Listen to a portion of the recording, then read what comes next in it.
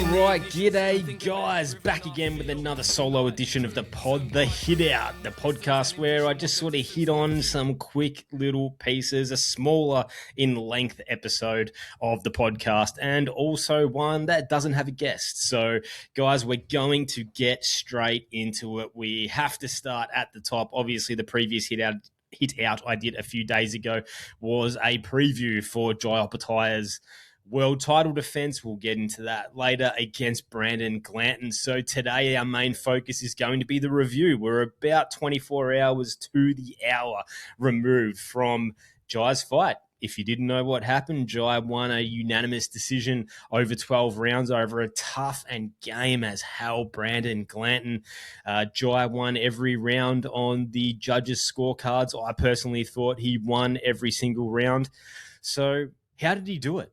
I thought going in, as I pointed out on the last hit out, guys, that Tszyu was going to get the stoppage in sort of mid to late rounds, sort of 8, 9, 10. I made the comparison. I thought it would be very similar to the Mark Bam Bam Flanagan fight that Tszyu had for the Australian Cruiserweight title a number of years ago now.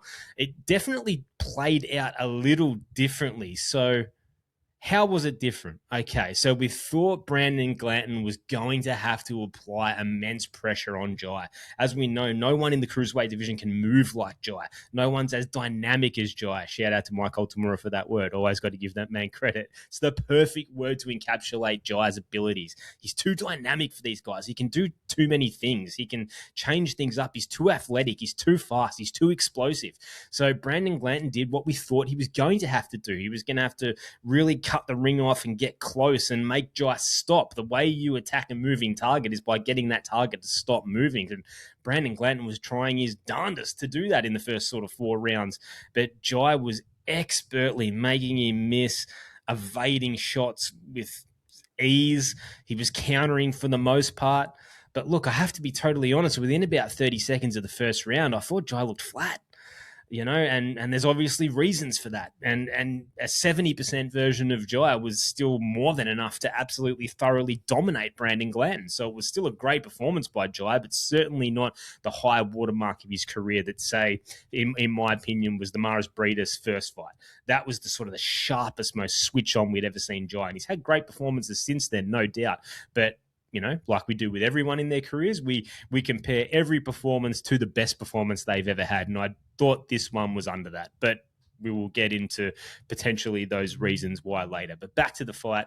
Tszyu's dominating through the first 4 rounds. Now, I thought that Brandon Glanton would only have about 4 or 5 rounds worth of stamina to really be applying that pressure that he needs to be able to slow Tszyu down.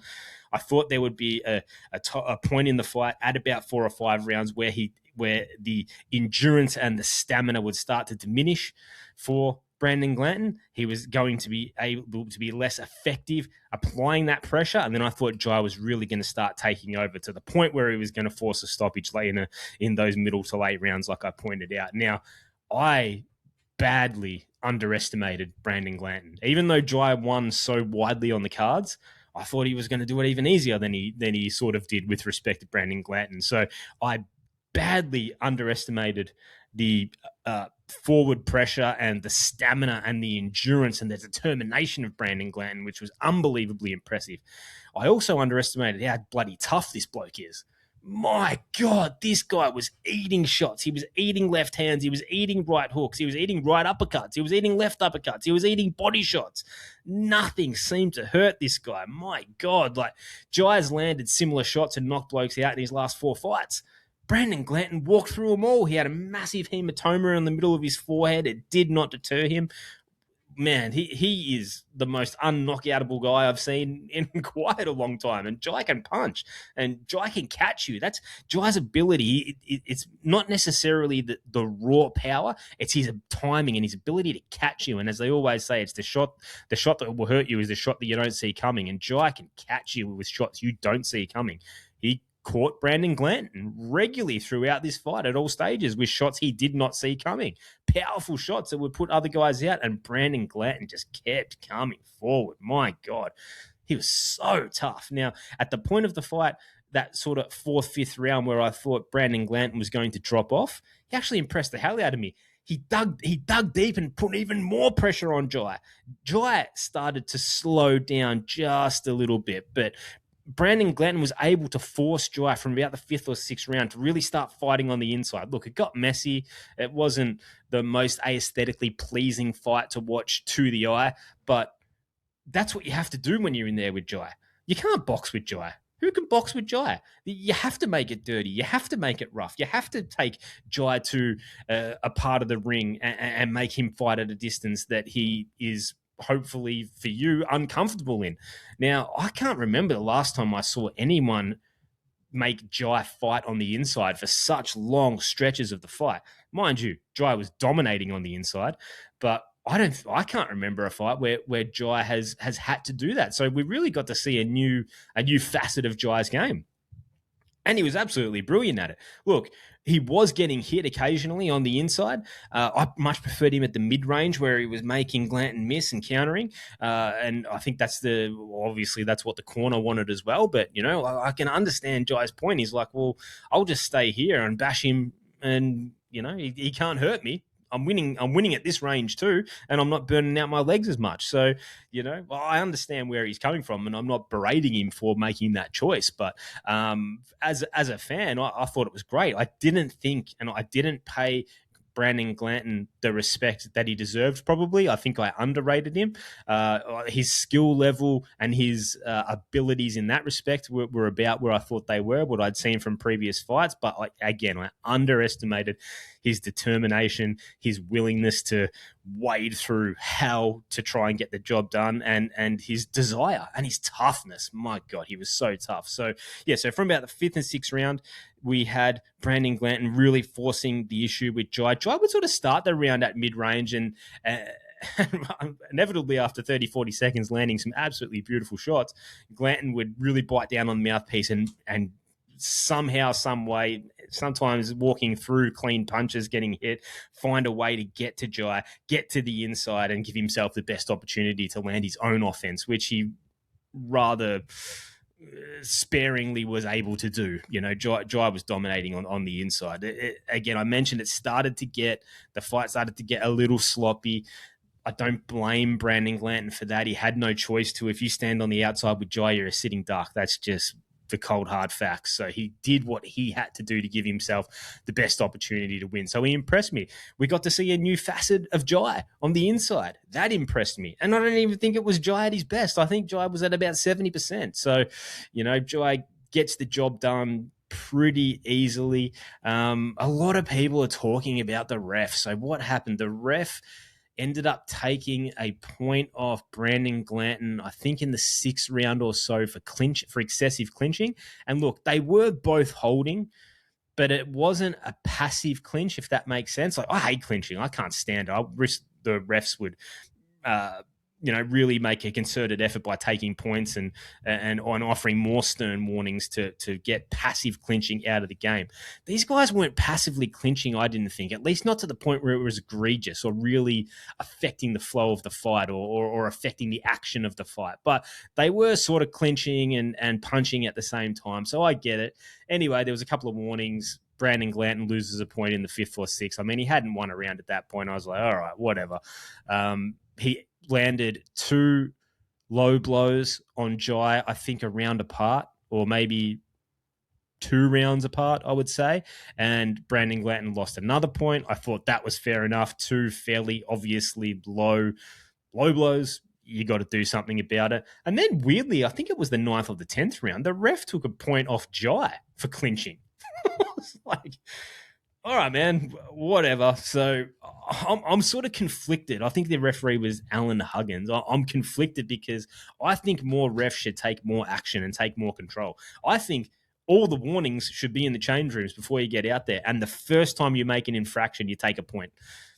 I would be happy with that. And I think, some fights will be overgoverned to begin with, but eventually fighters will adapt and less fouls will be getting made. There's always that period where you've got to go. It's like if you change a law, there's always going to be someone that's going to feel unfair because they were more harshly adjudicated than someone 6 months earlier when the rules weren't as strong as they are at the time. But you got to crack a couple of eggs to make an omelette. So in one respect, I do like the fact that the ref was taking control and was being proactive about trying to make the fight as clean as possible. But I don't know. I guess the clinching one is, up to the ref's own judgment. And who am I? I wasn't in there, but I thought it was a little bit overkill. Look, ultimately, the point deductions meant nothing on the scorecards. Tszyu won every single round. Well, I guess one round was 9-9. So it was a 119-106 on all three judges' scorecards for a unanimous Tszyu Opetaia decision win. But probably just a little bit. The ref got himself a little bit too involved, I think. But I mean, look, the fight was messy. Maybe that was his way of trying to clean it up a little bit and make it a little bit more aesthetically pleasing as a TV product and an in persona, in venue, in garage. Event for the 75 people that were there watching. But yeah, Tszyu got it done rather easily. I guess the question becomes now, okay, before we get to what happens next, I guess we have to talk about the whole IBF situation. Like, my God, that the 2 days before that fight were absolutely wild in the boxing news world. It was crazy, and we sort of have to address what happened in the events leading up to fight night, because I think that really was a large factor. I thought Tszyu looked a little bit flat. I thought he was about 70%. I think that's fair. I think that's about where he was at. I think that's mainly what other people that I've spoken to are thinking as well. So we're probably all on the same or similar boat on that. And I think everything that happened with the IBF in the lead up in the 2 days prior, I think that was the main culprit for Tszyu coming out flat, for Tszyu coming out a little unmotivated and those type of things. So we get word, obviously the big question mark for ever since Tszyu signed with Zuffa is what is going to happen with his IBF title and his dreams of becoming undisputed. I mean, okay, so Tszyu comes out with an interview, I believe, the day of the weigh-in with Sporting News Australia. And I got sent it by a number of people. I was at work and I saw the shortened version, which went for about 90 seconds or so. It was Tszyu confirming that his team had received an email from the IBF saying that, yes, they will be sanctioning the fight with Brandon Glanton as an official title defense, and Tszyu is keeping his title. Obviously, there was speculation he was going to be stripped, and you could almost see the relief in Tszyu's demeanor, in his attitude, in his face, and you could hear it in his voice. He was wrapped, and I'm paraphrasing, but he also said something like, all you blokes on the internet don't know shit. I'm a bloke on the internet that was questioning it, and fair enough. I'm not going to have a go at Tszyu. I'm a massive, massive fan, but I guess the whole reason we were questioning everything is because you've got Tszyu on one side, who the existing 4 world title belts mean everything to him. He has made it abundantly clear with his verbal public messaging that he wants to be the undisputed cruiserweight champion. He wants all 4 of those existing established sanctioning body belts. That is his number one goal in the sport. He has even said that's more important to him than getting a massive payday. These are the words that have come out of his mouth. I'm not calling him a liar. I believe him. So that's his goals. Now, from the inception of Zuffa, even as an idea before it was an official company, their public messaging, what they're saying, their business mantra, their attitude, what their goals, what they're going to do is have nothing to do at all with the existing sanctioning bodies. They don't want to deal with them. They're going to do their own little UFC style thing over in Zuffa. So, and the president or the company executive, whatever his official role is, Dana White, has said he's going to do his own little thing in his own little world and play by himself, and everyone can do whatever they want to do. They're going to change or amend the Muhammad Ali Act so that they can create their own title, and that's what they're going to fight for in Zuffa, and all the other existing promoters can still operate the exact same way they are and do their own thing with the existing sanctioning bodies. This is the public messaging that we have been told by Tszyu Opetaia and his team and Zuffa Boxing. And then they sign a deal together. So naturally, the question is, and I'm not the only one that has it, you guys listening and watching have it too. We all do. We're boxing fans. The question is, how is this going to possibly work? One of these two, Tszyu and Team Opetaia or Zuffa, are going to have to compromise on what their public message has been for Tszyu for years and Zuffa for the last couple of months, even before their inception and their official first show. Someone's going to have to compromise on something. This seemed like a very odd partnership, and I wouldn't say we were frustrated as fans, but we were confused. And we were confused because we didn't understand how it was going to work. And especially us fans in Australia, we've been watching Tszyu since the amateurs. Tszyu's a prodigy. Like, I remember watching Tszyu at those 2011 Nationals. They're in Melbourne, at the Melbourne Pavilion, I'm pretty sure. I might have the venue wrong, but mate, that's when he burst into my consciousness. Watched him all throughout the Olympics, obviously, his pro career. Like, we've been following Tszyu for 15 years. 16. Probably some people were even watching Tszyu even younger in his amateur career than I did. I only saw him at the very end of his amateur career, to be completely honest with you. So I'm sure there's people that have supported him throughout his entire boxing career, the entirety of his amateur career and his pro career, obviously. But we want the best for Tszyu. Tszyu's never put a foot wrong in the ring, out of the ring. He's such an endearing character. He's so real. He's so authentic. There's no bullshit with Tszyu. He tells you what he thinks. He swears heaps, but that's how he rolls. He's funny. He's never done anything bad outside the ring. He never bags his opponents. And it's really that authenticity that shines through with him. It just bleeds through the screen. You can tell he's just a good, honest bloke, mate. And, when he's answering a question, he's telling you what he thinks. And when people ask him about other fighters, he refuses to talk bad about them.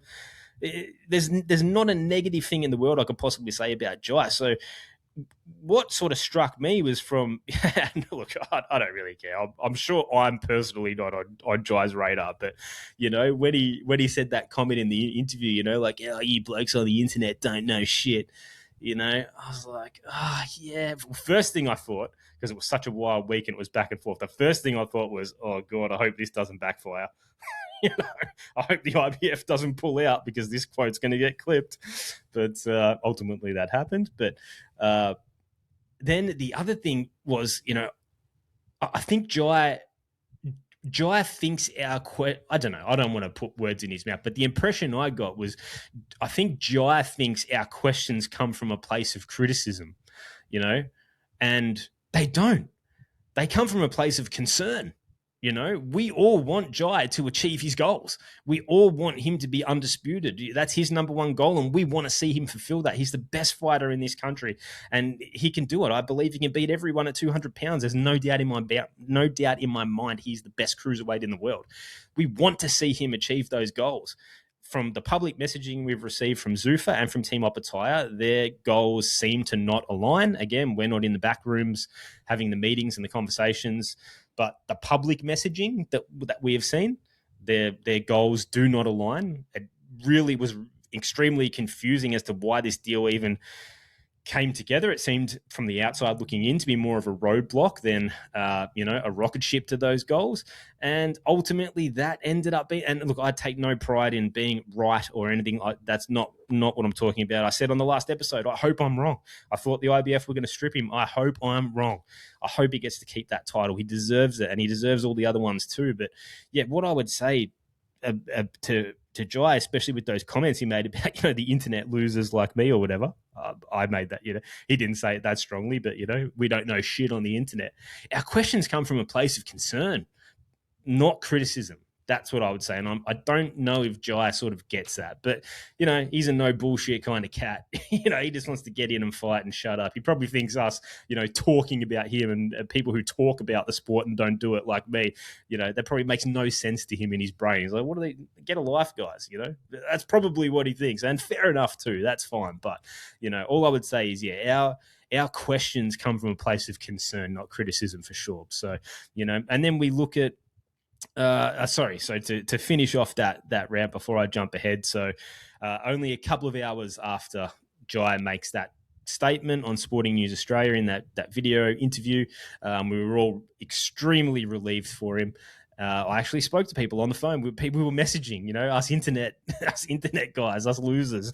We were wrapped. Like, oh, thank God. We're so happy for Tszyu. This is fantastic. And then a couple of hours later, the IBF announced that due to whatever rule or clause in their guidelines, that the title is no longer going to be defended. And the second that Tszyu starts the contest to fight for the Zuffa belt, he will be instantly stripped. Now, as I mentioned, guys, as of right now, it's 5:04 p.m. on Tuesday, so we're about 26 hours post-fight. I just got home from work. I haven't gone on the whole boxing news, merry-go-round. I haven't seen any confirmation today that Tszyu has actually officially been stripped. So I'm not 100% sure of what the status of that is right now. It's certainly the last thing we heard from the IBF was pretty stern. They put out their, the rule, the clause, their official statement. It seems like Tszyu is going to be stripped. Whether he has officially been stripped or not, I don't know. Maybe there was a date of negotiations and Tszyu will be able to keep that title. I hope that is genuinely the case, but I don't know. But as of right now, all we can do is take the IBF at their word, and they said they were going to strip him and the title was going to become vacant, and I believe that's going to be the case, which would be a massive, massive shame for Tszyu, because as we saw in the post-fight press conference, Tszyu was just, again, he's so authentic and he's so honest and he's so real, and he's, he pointed to the belt and he said, I broke my jaw for that belt, that's my belt. I don't want to lose this belt. I'm paraphrasing, but, it was quite a heartfelt, sort of from the heart response by Tszyu, and he wasn't lying, and it'd just be such a shame if they did strip him, but that's all in the air. So what can we do? We can only talk about the known. We can't really talk about the unknown, can we? So fingers crossed for Tszyu, but it was a good performance. And again, I'm a bit all over the joint today, guys. So considering all those the situation with the IBF and the roller coaster and the up and down, I believe that was probably the main culprit into Tszyu coming out a little flat. Still more than enough to handle Brandon Glanton, and still a very impressive performance. But yeah, that's sort of probably the main reason I think we saw a Tszyu at about 70%. Still a great performance though, and we got to learn a little bit more about him in different facets of his game. So what happens next, guys? I have absolutely no bloody idea. This was such a roller coaster. I mean, who can he fight within Zuffa? We all want to see the undisputed fight. We either want to see the winner of Benavidez Zurdo or Noel Michele, and I think anything else. And that will bring the best out of Tszyu too. We will see the best version of Tszyu.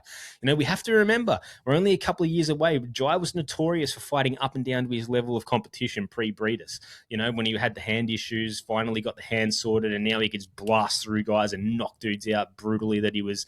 that in years previous, he would be going through the motions with a little bit and playing with his food a little bit, But so Tszyu still does have that tendency to fight up and down to his level of competition a little bit more. Now, that's 5 opponents outside the top 10 in a row now. Tszyu needs a big fight. He needs a big fight. He wants a big fight. We want a big fight for him. Is Zuffa the place that can make that happen? I don't know, but we don't know shit on the internet. So who knows? I'm not even going to guess what's going to happen, but I just hope it's something big. And I hope Tszyu's getting some Conor Benn style money as well, because he bloody deserves it. So we're just going to have to keep our fingers crossed and hope for the best on that one, guys. But funnily enough, too, did you guys see they rolled into the post-fight press conference pretty quickly. And Dana White, I guess this is UFC style. Dana White is the first one, does a solo press conference by himself before the fighters get there, and the media ask him a ton of questions. And I didn't recognize any boxing media voices. I don't know if these are UFC guys. I don't know if these are Zuffa employees who are getting paid to act as some media, because Jesus Christ, the first bloke that media member, quote unquote, that asked him the first 7 or 8 questions, like, Jesus Christ, mate. Are you not in Dana White's back pocket? Friggin' hell. Like, I've heard from guys that cover MMA and follow MMA that, Dana White and the UFC notoriously hate media, and they've done their best to push certain media out and only let very pro media in that ask incredibly softball questions and that type of thing. But I'm not watching a UFC press conference, but I didn't even plan on watching this one, but it just came on so quickly after the end of the fight. I just left it on and watched it. And God, that's I don't know what's going on there, man. I don't know what you call that. Loading the decks, bias, journalism, not wanting to bite the hand that feeds you. I don't know, a full-blown sham. Whatever it is, that'll be the last the last Dana White press conference I ever bloody watch, I can tell you that. But, guys, should we talk about the other gift that just kept on giving last week? And unfortunately, we have to start with, and I'm spewing because I finally turned the corner on this. We lost out on the big John Fury Carl Froch fight, which that whole beef, man, I remember when it first went down with that video of Big John Fury ripping his shirt off and going after Carl Froch for God knows what insane reason. I was sitting in my car out the front of a job watching on my phone, bawling my eyes out with laughter. It was absolutely hilarious. Froch's response video, the Hall of Famer, the Cobra, when he's saying he'll just absolutely chin this bloke. I was sitting in my car, like, I was meant to go into the job, and I was like, I'll just stay out here for 10 minutes, watching this video, laughing my ass off. It was hilarious. I notoriously don't like all that circus sideshow stuff, but for whatever reason, this one got me. I've always found Carl Froch rather insufferable, but mate, a switch happened. Now I understand why people love him. He is absolutely hilarious. Now, whether he's intentionally hilarious or unintentionally hilarious, I don't know. But my God, that was some good laughs. So, as Carl said, John Fury bottled it.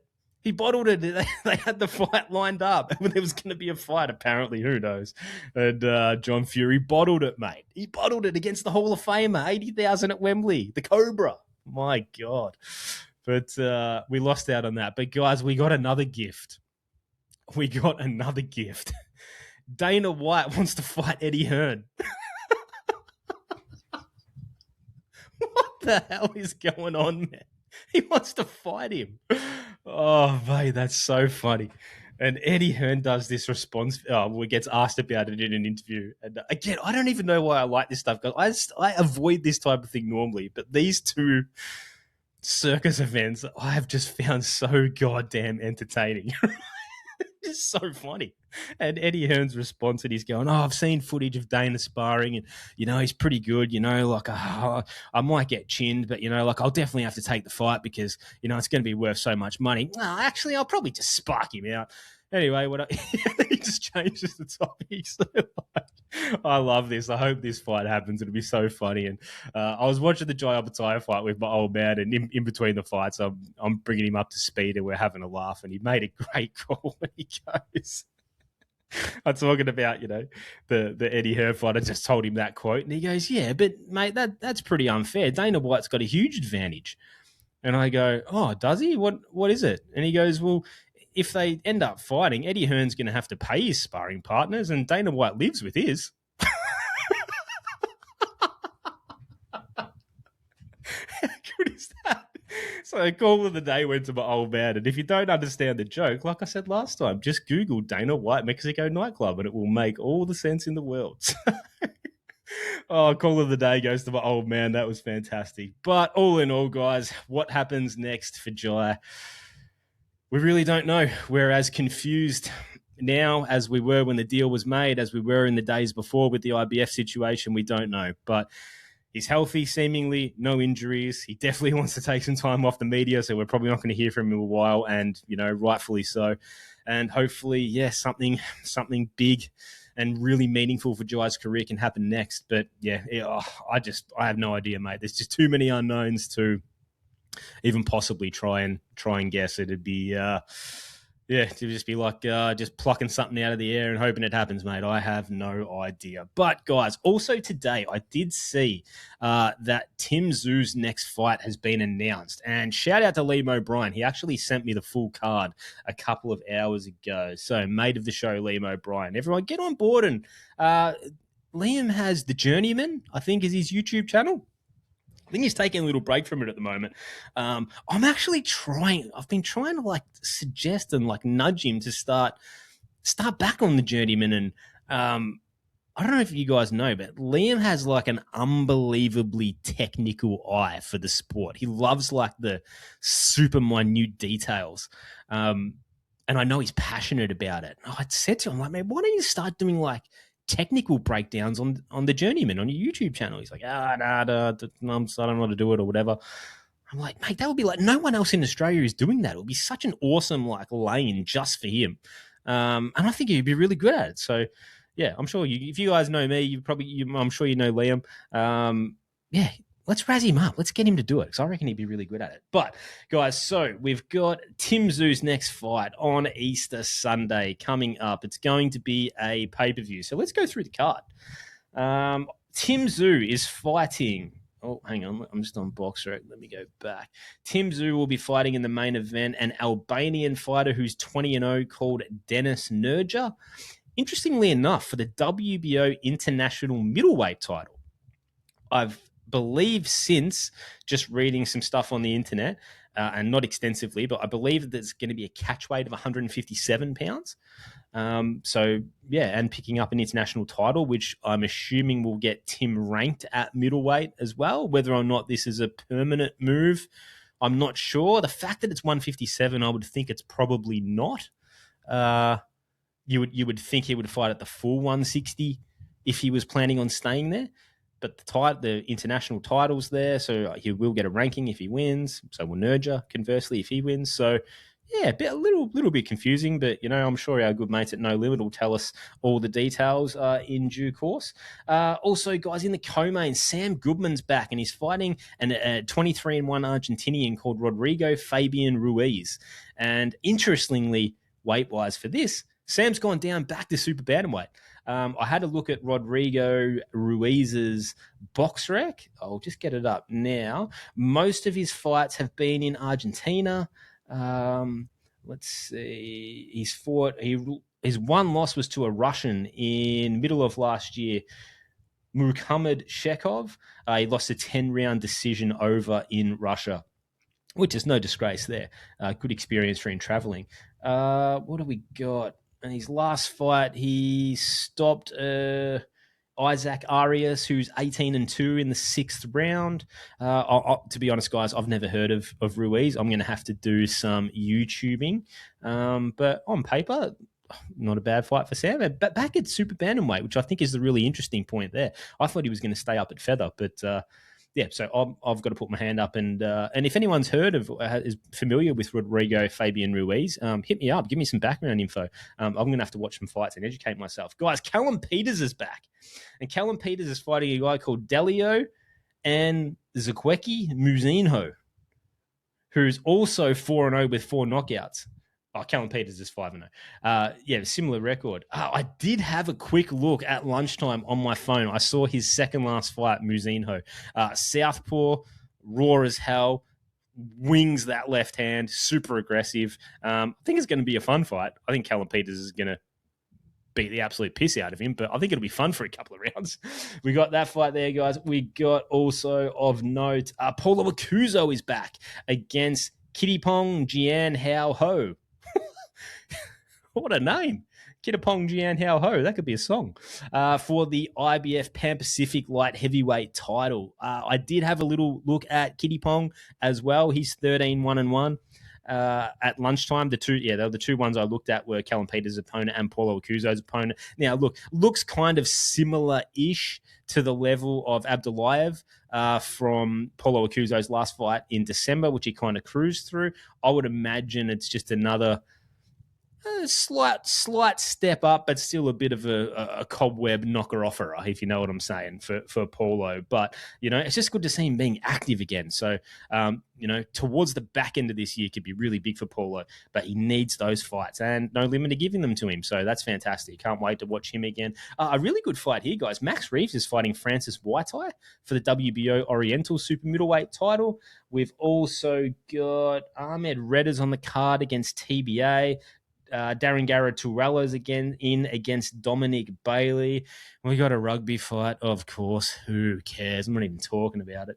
And that's the card there, guys. So not sure if that was the official running order. BoxRec is always slightly a little bit different, but we'll see how we go. So that's coming up in, when was that?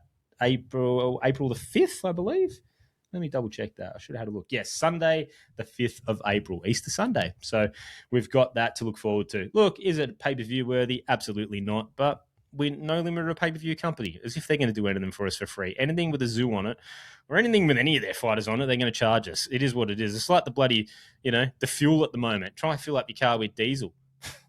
What are the ACCC doing? But anyway, let's not get political. I get in enough trouble talking about boxing. But, guys, that'll do us. What are we? 35. Damn, I've gas-bagged a fair bit about this one, mate, but on this episode of The Hit Out. But it was just such a unbelievable couple of days leading up to a fight. I can't remember a fight where we've had so many talking points and so many tumultuous ups and downs regarding the IBF and everything around Jai Opetaia. It was just so many talking points. Unbelievable. I'm glad it's all behind us. I hope it's all resolved. But unfortunately, I think this might just be the tip of the iceberg. But we shall see. So, guys, that'll do us for the Hit Out. If you want to get in contact with me, you can do that by sending me an email at TUSCPod@gmail.com. That's TUSCPod@gmail.com. If you want to throw a tweet at me, you can do that at delivery_man2. Also got the YouTube channel, guys. Also got the Insta page. Jump on those if you see fit, if you so desire. If not, all good. Guys, the next episode, I reckon, I haven't organized yet, but I'm going to be trying to get another 2 in this month with a different guest. So another 2 for this month, which we're in the 10th. So basically it'll be every sort of 8 or so days till the end of the month with 2 different guests. That's going to be the plan. So I haven't put the feelers out yet. I haven't even really looked at the schedule, to be honest. I always like to look at the schedule and then pick the guests around what fights are coming up. Sort of pull back the curtain a little bit. But yeah, guys, that will be the goal. So I reckon I'll be back in about a week and a half, something like that. And yeah, I'll chat to you then. So guys, thanks very much for listening or watching as well. The last Hit Out actually did pretty good on the YouTube numbers, which was kind of surprising. So yeah, thanks to everyone that watched there, and thanks to everyone that always listens on all the audio platforms as well, which always means the world. And yeah, guys, all we can say is congratulations to Jai. Enjoy the fights, and I'll chat to you later. Well, let's travel, may add up the change.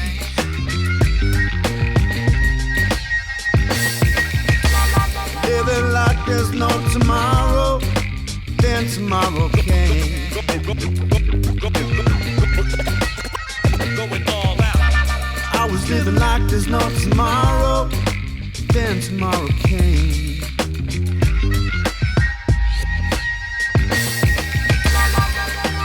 I got the wake-up call, laughing through the window frame.